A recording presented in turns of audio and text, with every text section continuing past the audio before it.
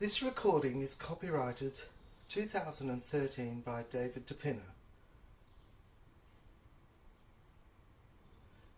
The Singing Silver is copyrighted by David DePinner, 2013.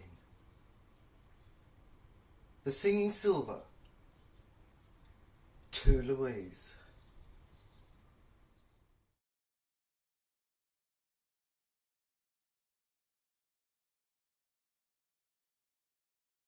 The curse lifted. Unable I had been to speak. Cracked voice. Surface. Curse lifted. The Singing Silver.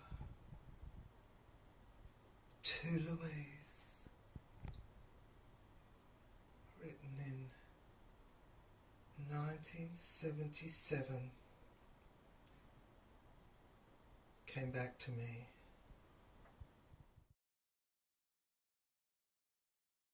There is a compound on the Isle of Zephyr.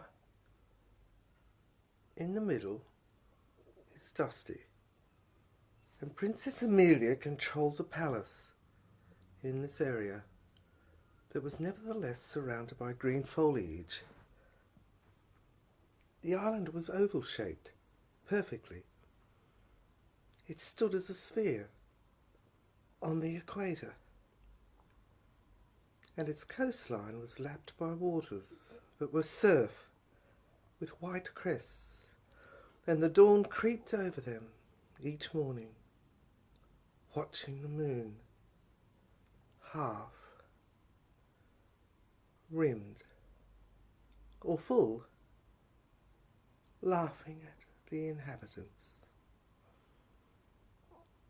Zephyr, Isle of Beauty, Isle so pretty, had been first discovered by Emily and Anne.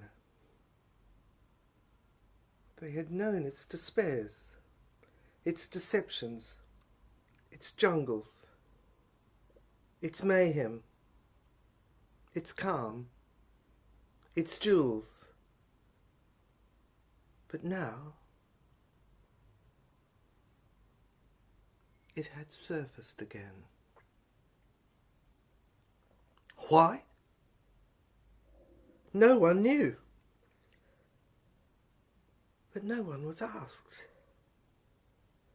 Could it be because now was a time in which all truism had been obscured by the intellectuals, rational, anti-romantic, anti-classicism of the world?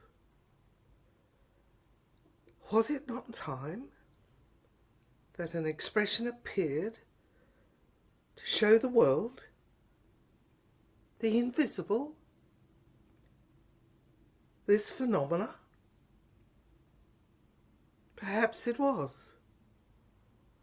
But no matter what, Zephyr existed, and it was an expression that was only known to few who passed to it after having completed some trial, some ordeal, and had been initiated into the mysteries of the world and its special teachings. This was where Emily and Anne now lived, the discoverers.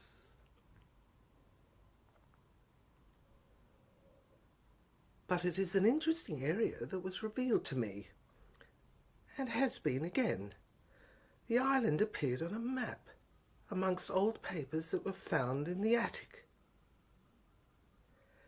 It had been many years since I had entered, and I had found that the old papers revealed this map of Zephyr in a foreign land, in a foreign hand. Although the words that had been written down by me so long ago had, of course, been written by me, axiomatically, although it seemed as if it were almost a century period of years since they had been transformed from my mind into ink. The images returned on this day. It was a summer's day, the August holidays, The sea rose up in tremendous waves and refreshed the mind and body, as one swam amongst them and read and watched the children play in the sand. No notion can describe properly the exhilaration I feel as I relate and write down the return of the masterpiece I had discovered that day in the attic. It recounted a story that was strange, for on Zephyr there was much horseplay. There were many horses, and foals, and villages, and administration centres, and churches in the form of little chapels that were built around trees, from which hung green and red apples. And the wind blew a gentle sea breeze that enabled the horses, the foals, the fillies, and their stallions to nestle in it as they breathed. Much hay and lush vegetation could be seen on this island, as it was observed in the day's light at midday, and men and women went about like clockwork and prayed, for the harvest had been good, and a peaceful era was ushered in. But how far had the inhabitants come since the day the island was first occupied, and first occupants had arrived and dug the sand with spade? Some 20 years before, men and women had arrived on this shore, and many a horse had been there before.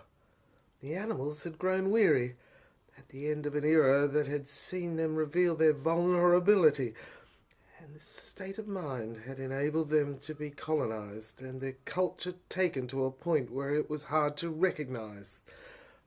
But the animals had fought back, and now there was harmony. Mutual respect balanced it. There seemed a peace that was easy, reconciled. The former adversaries seemed to have reached a truce, and were no longer combatants in this Zephyr Isle. Blue winds blew across the azure encased skies as I peered at the notes, and the words seemed to fly and come into play as if they flew in on the backs of magic molecules, atoms and aeons, to invade the territory that was familiar, and overlay their bearing and perimeter with what came in a dimension that was formed of the harvest that constituted the yield from the former days of revolutionary convulsions that had taken me from here, when I had written the words I had rediscovered. Down the swirls of a whirlpool I was sucked into when I was struggling. I struggled with the beast of the deep that struck me in the heart with terror and took me momentarily through time in my mind to Zephyr. There, as I looked, I found myself being drawn in again. On this day, a shark bathed on the surface of the water, taking the sun in. He turned and attacked. Now I had nothing but respect for these ancient creatures who sped supersonically and controlled by radar from the deep in the area between their eyes, a strange power that enabled them to interlock upon their prey. I could see the teeth as a basket of jaws that were to take me from these shores, and thus I paddled furiously, but seeing there was no safety, turned and confronted him. I could stand, and I punched him with everything I had that would fit into the force of a closed hand, and struck him in what my studies of these species I have concluded since this incident have led me to understand is the area of the radar band. His brain went haywire. I shall use this term as it seems to explain adequately what actually happened. It dissembled to short circuit and exploded in the water and fissured steam. Through a stream of particles it disgorged, and then the beast rolled over, dead. It lay before me, I had liked sharks in theory, but when I looked at it, there was blood. Its eyes looked ahead, but they looked and locked on a stair to infinity, and I was scared no more. In fact, I towed it in with some help from the little boys nearby, who laughed and struck the carcass with paddles, sandcastles and spades, and we hanged. The ugly brute it was now, and in death I realised it didn't look so ugly standing up. In fact, it began to look beautiful. It hung from a winch hanging and chain at the Lifesavers Pavilion at Paul's F. Such was the glee of the children that I nearly danced for joy and did a little jig in the sand before them. Their mothers momentarily joined in, and then took the boys away. Some I noticed were crying, but a tooth each was given to them to make them happy. We hammered it out, each one, and extracted in a somewhat bloody escapade that made the sandy shark not look so handsome, and gave them to the children to form a necklace of beads to take away for their stocking and wishes on Christmas Day. Recognition came to my mind. If I could only find a way that day. And then I noticed my mind wandered and looked at the hide of the shark as it began to rain.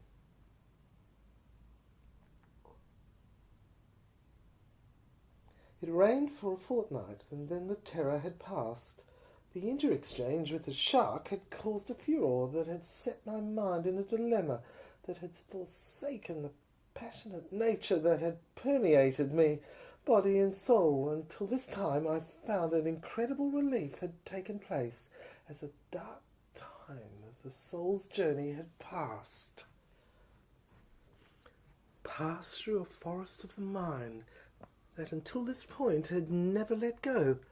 The jaws of life had had me locked in its vice, and tormented me since I had been born. All I could remember was sorrow, although there had been good times, of course, but nothing had resolved, nothing had matured in my tramp through life during the days and nights that I had been an archivist, and endeavoured to record matters which I thought said something of the world. All I heard preserved on radio and saw kept on television were trite remarks and interviews, serials and plays, films and half-hour episodes of trivia and, quite frankly, drivel. People pontificated and pointed fingers at each other in forums on problems which they observed and issues, and consulted each other under the harsh spotlights, consulted others who were in the field. Why did they not simply give the chair to the experts who knew? So, too, politicians. I suppose they were being paid for their roles, and every role needs a victim, or victims, and of these there were thousandfold, etc., created by the media and politicians. It was big business. That was how it ran. The theme that ran through it, the modus operandi. The world was divided into categories. Those who struggled were patronised, yet they were the ones who had courage. No differentiation technique was introduced. Everything was generalised, then made into a criterion that defined it, and it became the perception. Yet through these lines some persisted, tried, and refused to be obscurated. by these people who took what was called the moral high ground, a new term, or self-appointed portions and positions of authority derived from the qualifications they had without experience or trial. Personally, those who were patronised felt insulted, laughed, and only resented the salaries these people who decreed belief paid to themselves. Such was the situation when Zephyr appeared and grew. It was perceived to usher in upon a spirit, the wings of which were devised by God and sent to earth to save the people who declared an avowed intention to stand on their own feet and develop themselves. Of course, all needed guidance, but it was the seed that must breathe, be allowed growth, and the resultant harvest ploughed by themselves, those who had struggled and toiled so they could reap and receive the reward of their efforts, fruits. Thus spake the wisdom of God to the earth at the end of the 21st, and it began. In a sudden, extraordinary flurry of activity, I found that the sphere of the earth looked like a universe I could see through, and past and present were presented, all before me, and from any I could choose. I chose the event that occurred when Zephyr was formed, and this area produced the event that was the birth of Lancelot. That was a celebration on this day, on this island that, Atlantis-like, had come to rise. The sun came forth and blazed on the scene as it came into view, and I smelt the scent of new-mown hay that had been harvested, as I saw the home that formed a little estate stable, in which the young foal was born of a mare and stallion who were known as Lavinia and Silver, and were of a lineage that was fine and unusual. The young foal neighed a little, and could be seen to have a handsome face in the fire of the noonday sun that spawned the blaze in which he was born. On this day, green pastures could be seen out of the window of the home at the centre of the island that stood on a hill, and had a grand view of the sea from the window that was open and looked over the green pastures. No days were as glorious as this day, and Silver seemed to sing in the molecules of the atmosphere. It was to be a birth that would have great consequences.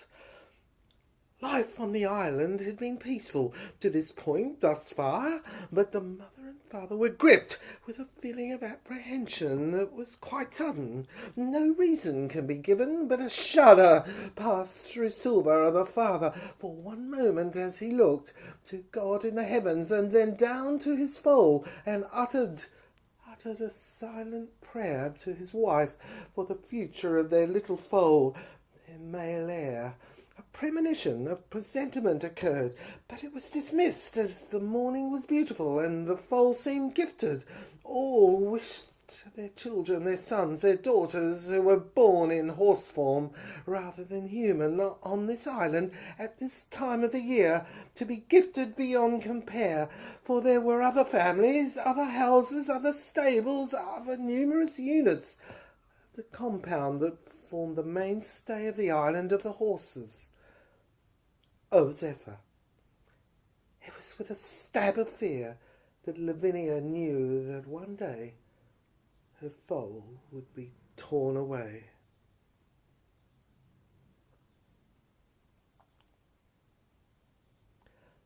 But torn away it was not to be. For some time the young foal responded to the glint of day and began to prance and play in the compound and rear garden of the house that formed the stable of his parents. He kicked his heels and noticed others, fillies, daughters of the neighbours, with whom he played on each of these days. His mother and father were occupied, usually. his mother attending to the house and his father to the firm that he had in the centre of town. Mother would leave the house about every day at 11 o'clock and go out and socialise with the neighbours. His father conducted his practice of compiling returns of details of money to the government of the island and formed companies. Other horses came to him. They queued and gave instructions to him and paid. All went its way. For the period of first days that changed into weeks and then months of his first 2 or 3 years, then Lancelot played with his friends, his neighbours. Then a sister was born. He looked at her over her cradle with his hoof upon its edge, and the first strains of his mane ran down the back of his neck and began to touch and lap his back as his chestnut chest began to sport a white star, and this mark eventually changed into a blazing sphere. He ran and played in the rear garden, and eventually his sister joined him, and all was love and joy on the island as the day sprinkled in the sunshine in the evening, after the lazy afternoon haze had lain betwixt the two events.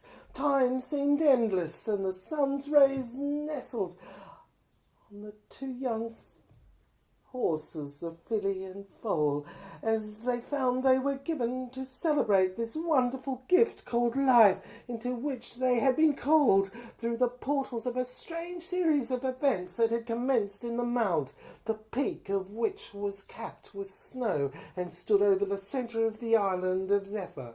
A river swirled down from the icy peak, and Lancelot noted that its water was chilled as he put his hoof in its surface and straddled the waters at a fjord and endeavoured to cross it.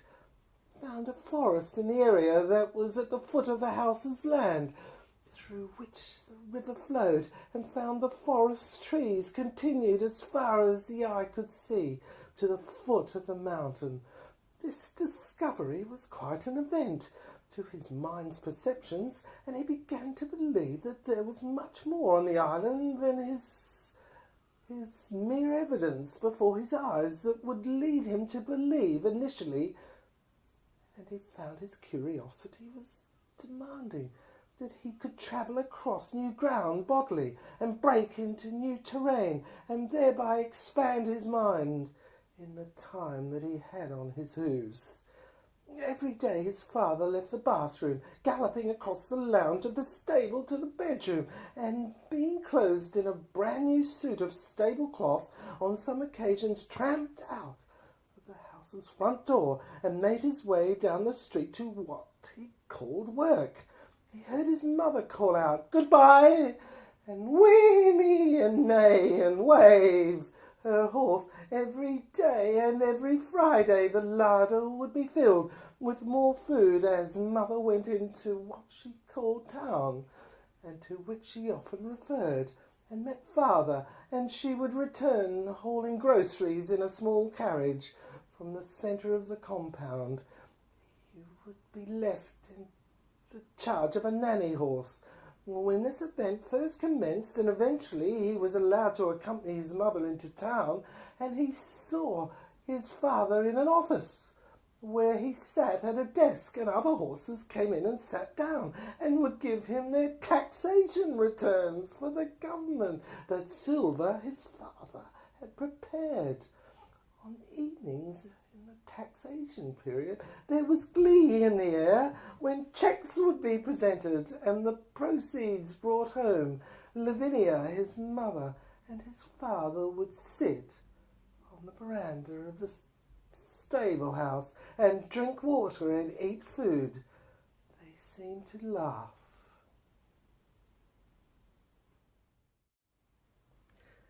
They had bought materials with the proceeds of a year that had been a good harvest, and an extra area had been built on above the stable, so now it was 2 stories. They laughed and pranced till the late hours of Saturdays, and friends came to visit from other stables who were neighbours, and others at times from afar journeyed from other areas of the island and stayed overnight. A great war had taken place, Lancelot learned, as he listened to their conversation, and found that it had occurred a few years before he had been born. Some of the horses were lame. They had served, some had volunteered. All spoke of the war with tears, and all had had a member of their family who had been lost, it appeared. Some had disappeared. It was at this point that Lancelot heard talk of heaven, and it was said that the relatives who had disappeared had existed through portals. That had manifested them as humans called life. A priest was a friend. This horse wore a strange collar, and on Sundays was a guest. He pranced and neighed in great tribulation as he told of events in a book called the Old Testament in a voice that was terrible, and warned of revelations that would repeat the old great war and threaten with destruction the very existence of the island. All laughed, all drank Lancelot's father's water, all particularly seemed to enjoy themselves, and Lancelot's father, as he looked out from the terrace of the balcony of the veranda at the two spanking new carriages that he had bought recently, and talked of buying a third and adding a new wing to the house as his practice expanded, enjoyed it all. An area in which they could bathe was mentioned. It would join with the waters of the river and be situated below the veranda, and in it guests could play. All seemed rosy and happy as the horses basked in the light of each day. Then one day a cloud came across the horizon. As Lancelot was informed, he would have to commence what was called school and obtain an education. The words echoed in his ear. They presented themselves in the past this moment, as if they'd already happened, but he stood before them, and it wasn't clear. Obtain an education. Lancelot could not believe his ears. He was happy, absolutely happy, frolicking in the river and surroundings with his sister, and listening to the adult horses. Some who were lame had stories of when they had flown planes and been shot down over foreign soil, and had been prisoners of others. These horses had been small and were called pilots, and trained in cockpits, and shot and strapped their way through the Great War until they had fallen in their machines that had been manufactured in factories of the island that were now disused and rumoured to be hidden in the forest behind the trees. Lancelot shielded his eyes before the scene as he endeavoured to peer in the direction of the forest, and roofs glinted, but all seemed calm, and only the snow on the ice-capped Alp seemed to ricochet any real semblance of energy. He would have to face school, he knew. His father had looked at him with eyes that seemed to say, "You will go through. You will have to find freedom after you have lost it." In his innocence he neighed and bounded around the grounds of the stable with great courage, or was it feigned? His father seemed to nod slowly, as if saying, "It is a question of whether you will be able to rise to the occasion for survival." Presently he made his way to the school. It was situated in a glade that nestled into the banks of the river, not too distant from his stable. There he found many other foals and the horses. They were boys and girls, fillies and foals. They began to do classes. They sat at desks with their legs underneath. They had perfected the art, the technique, just as had his father and mother, to sit and lean forward on their elbows and converse and talk. except in this case it was to listen and take lessons, learn reading, writing, and become literate, so that someday they could take a master's course. And he found that he was educated, exhilaratingly and terrifically. Freedom was his. He enjoyed, loved his studies, English, social studies, mathematics. These were his to investigate and learn all about other cultures of the world, as he neighed and acknowledged his good luck in the atmosphere, for he found there was a whole world outside the compound, outside the island. It excited him. He indulged in sport. He began his discipline almost immediately. Football came easily. He would kick the ball. His hoofs and the horses would form two teams every morning, and they would overshoot each other. He was an expert. In this he excelled. He looked to his father each morning, hoping in the sunshine he would notice this suggestion of his accomplishment in his eyes, in his anticipation. But his father was more interested in his mother. So what?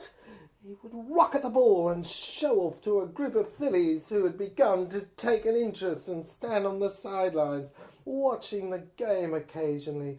They would prance and walk past and then shun them all. It was a procedure to which he was to become accustomed all his life. School time passed. He found he graduated through these years to secondary school. He would remember the day he entered it well. It was a dark day, a grey day of fear, when he entered the portals. For some reason he found that this school was completely alien in encouraging atmosphere, in total contrast to the other at which he had attended. He was not sure whether the reason was that the state school of his earlier years was closer to his home, his mother, and his stable, but this school was nearer his father's office, and yet he hated it. He hated it with a vengeance. He hated its existence, its entrance on sight, its inner precincts, its occupants, the masters, not the boys, but its buildings, its architecture. He began to think the reason may be that there were no female horses in this school, and that his sister, who had attended the other, had remained at the former, and he had gone on. But it was more. There was no colour. There was just drab, damp, colourless buildings and people. He did, however, have a chance to do some subjects he had always wanted to do: geography, French, history, chemistry, and English. He was also enrolled in mathematics and physics. As an interest, he found tennis. Have you ever seen a horse play tennis? One puts one's hoof forward and swoosh, he thought. One holds the racket, and when the ball comes, it simply hits it. One serves, standing on one's hind legs, a technique already perfected in the inner workings of the origin of the compound which made life of the horses possible on Zephyr. One volleys, hits backhands or forehands. If one stays on the baseline, the game was easy to control, and championships would be held at school. Examinations were held from year to year, and these involved an annual assessment of what they had learned. One aspect, however, began to appear at this time, and it was involving the psychological stability of the mind of the horses. This inner area was what had become important. In this school, an enterprise or view was favoured, which involved creating a cockpit in the precincts behind the eyes of the horses, and although it would be small, it comprised of a jockey in miniature, who was human, and levers, This technique was made by the headmaster and introduced as a mode in an attempt to regulate the horses, particularly foals, from the years immediately after birth. It involved the inertia of the system of the school's formula, which had been converted into a slogan being adopted as the school's raison d'etre and inserted into the small humans that were chosen as a program which would harness the foal's energy, and then the method could be used to control and mould them. Finally, they would grow in the order of nature that was implicit in the mirror of the school's curriculum, and the levers would be jerked back and forward and eventually work automatically in accordance with the way the details of the courses were taught and their perimeters limits. This procedure had the effect of causing much desperation in the aspect of the horse's mind that formed its apex and source, and eventually they were servants and servile. But Lancelot determined to teach himself. He began by reading the Encyclopaedia Britannica and followed all the points of guidance of the course of geography and let them lead him into the categories of countries that were outlaid in this golden book and depicted in its pages. Then he read poetry by gathering these poems that he could find that were given to him to believe were classics. His father had some influence in this direction, as he had books at home in his library. These Lancelot read. He pored over them and absorbed them. He did not commit them to memory, so that he could present them like the budgerigar that mimicked in their home on the veranda and was named Chippy.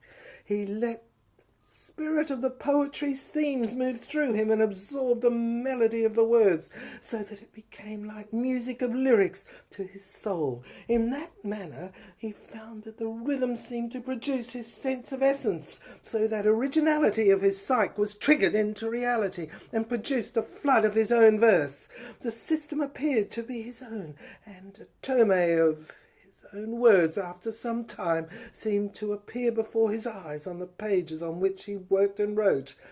He indulged in this endeavour whilst the other horses played sport. He expanded his self-imposed discipline as the days and weeks went by, and eventually wrote a number of poems in French. He continued the enterprise into the area of short stories and essays, and eventually began to write all the time. Continually the exercise came upon him. He could not put his pen down, and it worked to the sound that came into the wee hours of the night when he was alone. This magic was like a new discovery, and he guarded it secretly. While others continued to play, and his mother and father attended and held parties, he wrote into the night, quite contented and silent, except for the whispers of the birds in the early hours of the morn when they awoke from sleep. The spirit of the atmosphere seemed to move over him, and when he indulged in this activity, and he was brought to a point where he believed the subconscious process was connected with physics, the movement of the molecules and atoms of energy in the universe, which he earthed, he was amazed and perplexed. But he was instilled with a sense of fear, for his mother informed him, when she came upon his preoccupation, that he would earn no money from this endeavour in future life, and it was money, this currency, that ran the compound and made it work. But what confounded him was that he felt inner urgings of love.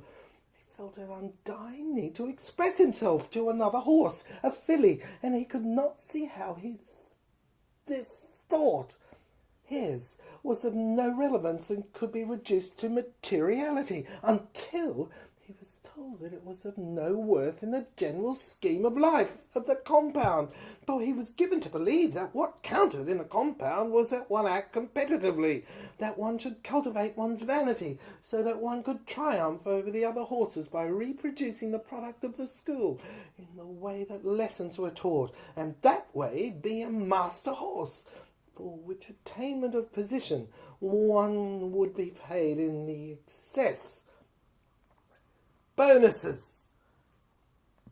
in excess of the others, and it was this for which one would gain a medal of recognition and one's goals. But what if one should fail? No mention was made of this aspect.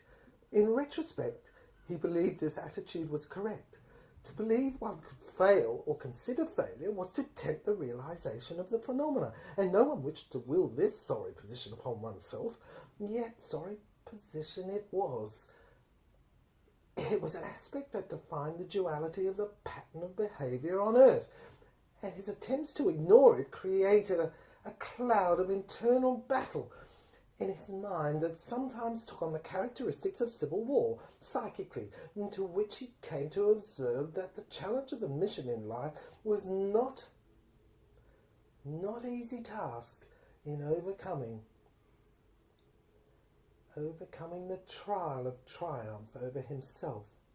Such was the predicament in which he found himself in these early years, and yet in his examinations he did well. In geography he excelled. He got wonderful marks in English, chemistry, history and French, but the same could not be said for mathematics and physics. He seemed to have some artistic bent, but he was given a presentiment which he intuited how to make it pay for himself. His mother reminded him that we live in a commercial world. "Yeah, son," she said, and his father believed he could enter the firm if he excelled in the University of Zephyr. But he found that he did not wish to do taxation returns. He wished to write, but his hoof, which until this time had reacted promisingly, and before he had learned to stutter and cess his words, had reached promisingly to rhythm and rhyme, began to overcome after being entangled as he went on, entering further into life, and he began to become confused and eventually lose sight of his goal to become a writer, a poet in the compound of Zephyr.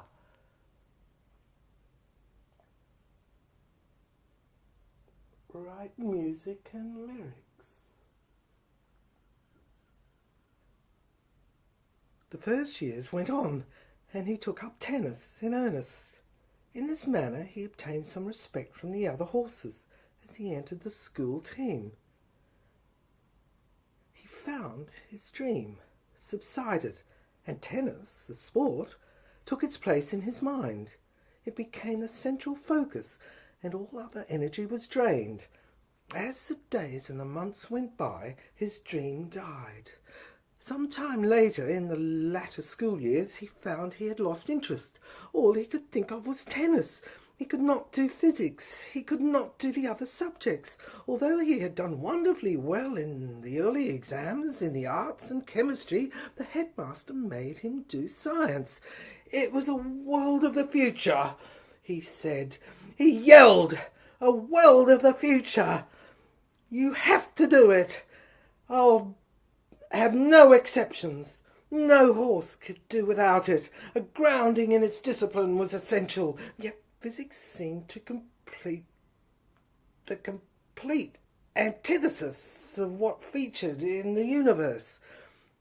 As he observed a tennis ball soar over a net as a missile travelling through space of the universe, he felt that the descriptions of mass and acceleration gave no explanation for what was propelling that object, and was simply a description that confused the issue, like musical notes that on bar lines purported to be the music itself, and was not, in a way that it was taught. It seemed it was, or excluded the music itself, and inculcated in the centre of the theory the attention of the brain, as if they purported to be the sound that one played. These notes, in the form of a pretender.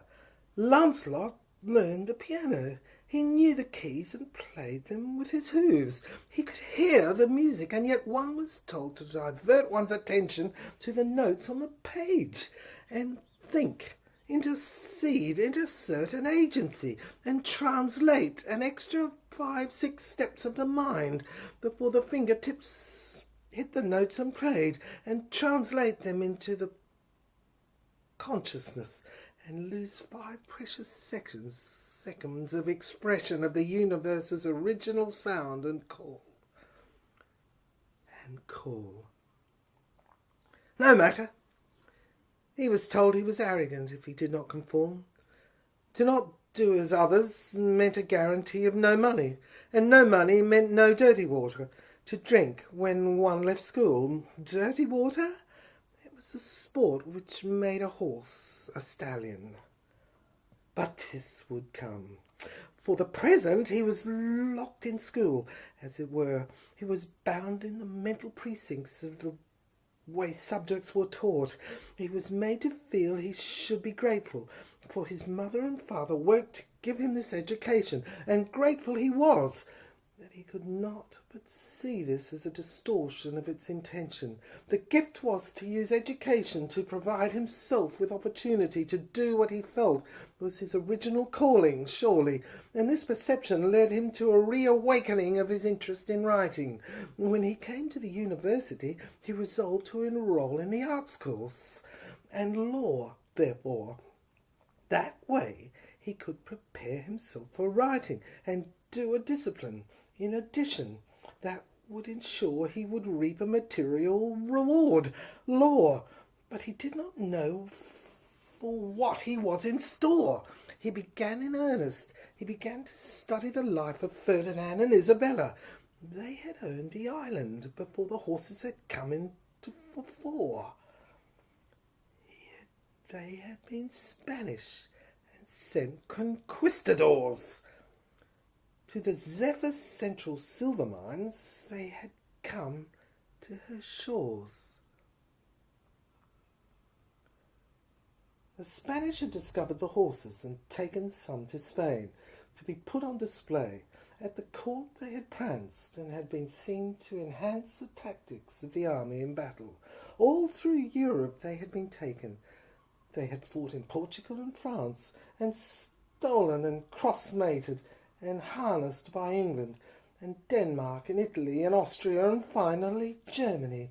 But some had returned, for Zephyr was a colony, and finally Lancelot's ancestor, Galahad de la Vigne, had stirred up a rebellion against their masters. They had fought, they arrested a government, they drafted a constitution for self-government and brought the Spaniards to their knees until finally the point of final demarcation of the battle moved to the silver mines. These the Spaniards policed. This area had been the apex. In it the power of the silver lay. The silver was the horses by origin. The Spaniards knew this. They knew this fact, and fanatically Isabella and Ferdinand surprisingly insisted on observing its recognition as a matter of honour, and drew up a treaty by which the horses could retain the material mineral rights and ownership in perpetuity, and the Spaniards would mine, and after being repaid for their labour, share proceeds with the horses in royalties. This provision was one of those that was unique in history, and the horses benefited.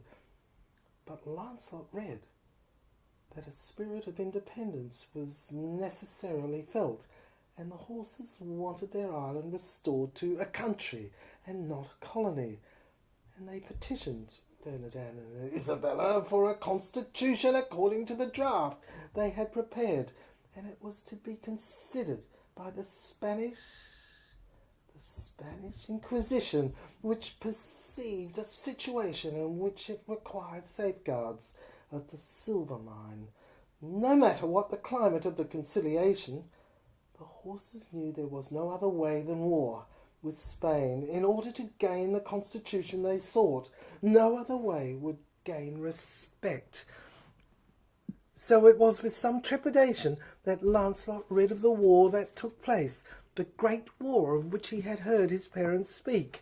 How could this be, when Ferdinand and Isabella had existed in the 11th century? There was a link, he perceived, between the events that had taken place in the 11th century and those that had culminated and come to fruition recently. relatively, before he had been born, and in which his father and his companions had acted as participants. For the entire situation that had comprised the events that consisted of the Great War had persisted down through these centuries and come to be seen as the 900 Years' War. Lancelot gulped. His stomach continued to reverberate.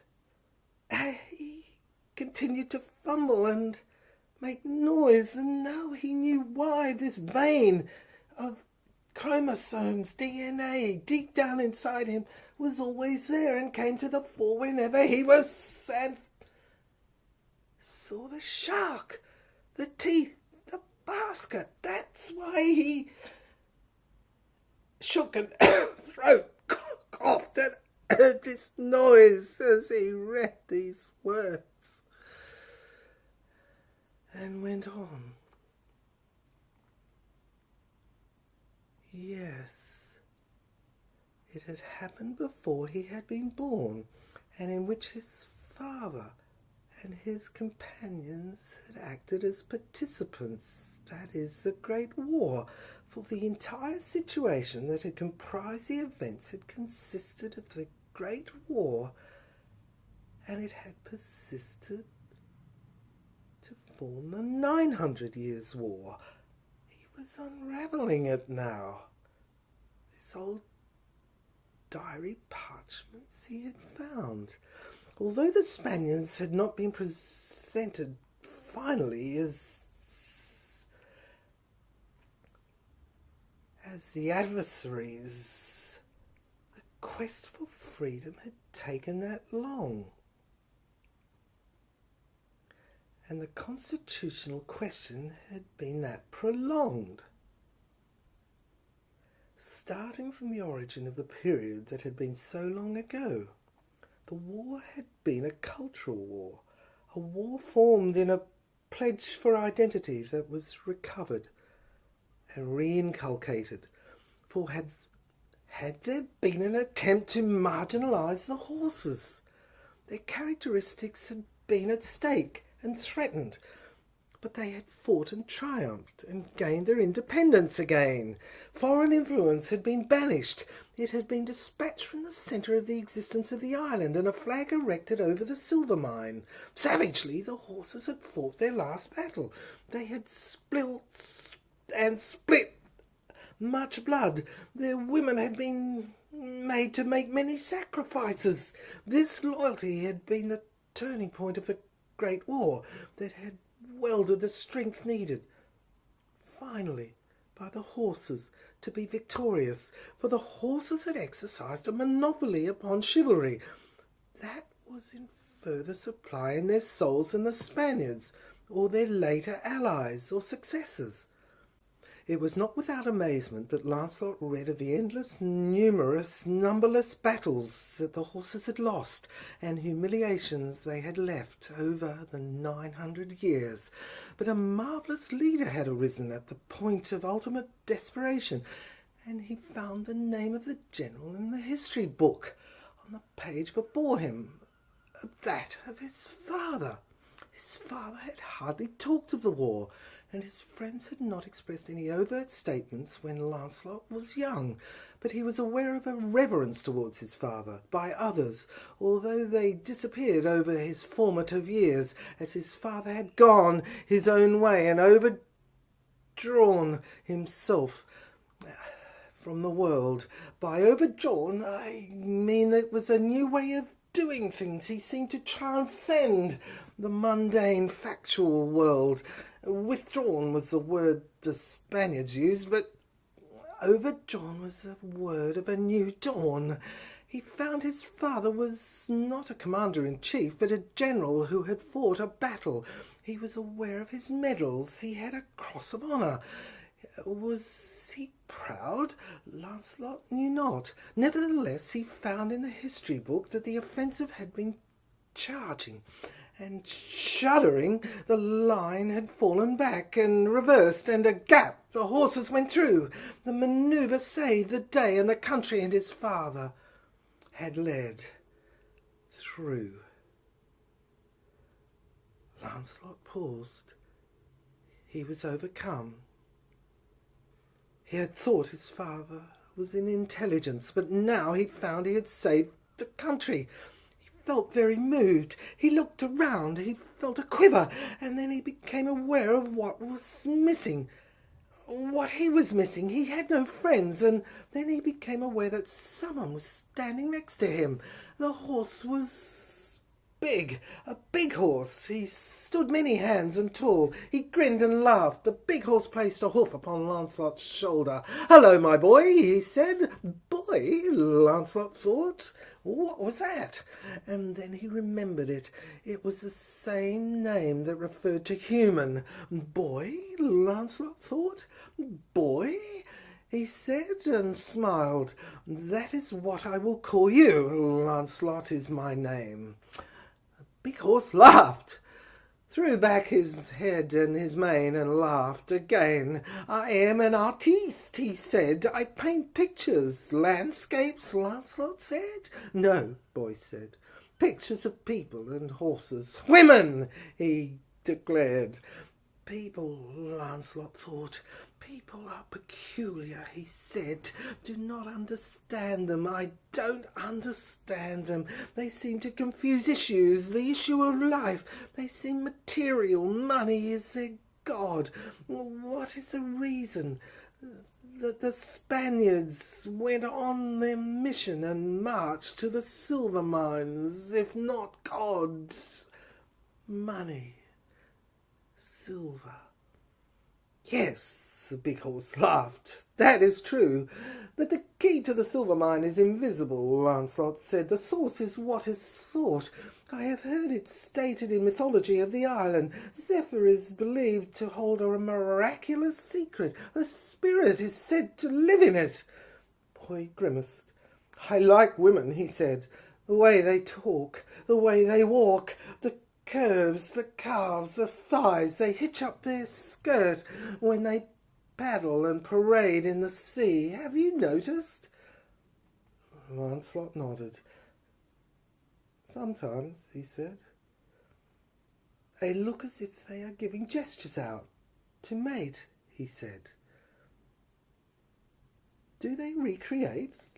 Lancelot said. "They reproduce," Boy said. "But they do not reproduce identically. Their product is different. They produce boys and girls." "I see," said Lancelot. "Do you drink dirty water?" Boy said. "No, but I'll try," said Lancelot. "Let's go to the pub," Boy said, and clapped his hoof on Lancelot's shoulder. At the pub they drank. Lancelot hitched his hoof up on the hoof rail, and on the bar put his elbows. Boy towered over him.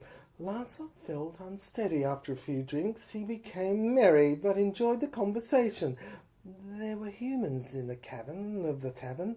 They were women. Boy cast his eye over them. He seemed attractive to them, and they seemed to respond. One of them winked. Lancelot felt embarrassed and nervous. He shuffled his hooves. He gulped.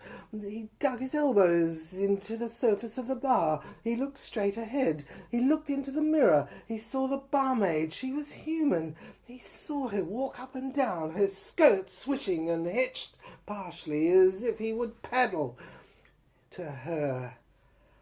But no, she kept going and drew Doughty water, it was now called, for as he looked at the label on it he was realizing his vision was obscured. He saw Doughty water, D-O-R-T-I, but the eye ribboned itself in the molecules and worked, and there it was again. He saw dirty water. Yes, of course. And she kept going to it and drew it from a pump on which he saw the words in big letters, B-I-T-T-E-R, bitter. He put his glass forward. It was filled. He paid with the money he was given by his father for his allowance. He paid for Boy's, and Boy paid in return. Music blared. At least that is what it was called. It was a racket that screeched. Electricity shrieked. It unnerved him and fed strange feelings into his sensitivity. He shuddered. His veins in his body were like needles grating and scraping on the blood strips and white cells.